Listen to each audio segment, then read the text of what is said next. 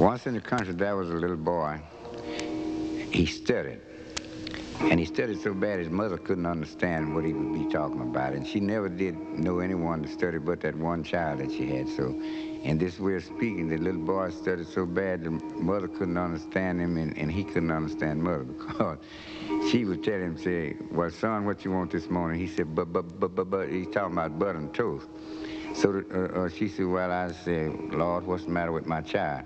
So he heard her. So the little boy decided he would leave home. So he taken his little flour sack and packed his little things. He left. And he run up on a rolling mill, which was called Mr. Charlie's rolling mill.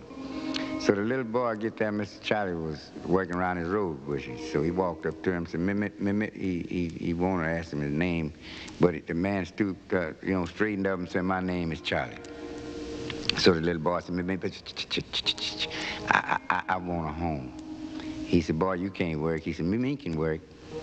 He said, well, I tell you what, I don't have time to fool with you, but I tell you what, if you promise me, I got an old bunkhouse out there in the back that you can live in. If you promise me and my meal catch a fire on one of these mornings that you see this is one block up the road till you run up there and tell me that my meal's on fire, I will let you live in that bunkhouse as long as you live.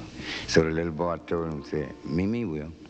So last one Sunday morning, Mr. Charlie's meal did catch on fire. The little boy done the best he could to put it out, but he couldn't.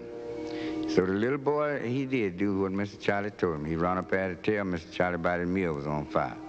When he got there, Mr. Charlie was working around his rose bushes again. He said, boy, here you is again. He said, you're trying to tell him your rolling mill is on fire. So Mr. Charlie looked at him and said, boy, listen. He said, I told you what I got to do my work. He stooped down again and go to work with his rose bush, and he thought about it. He had told the little boy, if his meal did catch a fire, to run up there and tell him about it. So he said, look at here, boy. So he just kept on pointing back. So he said, look, if you can't talk, it's the singing. And he hollered at him. He just like this. He said,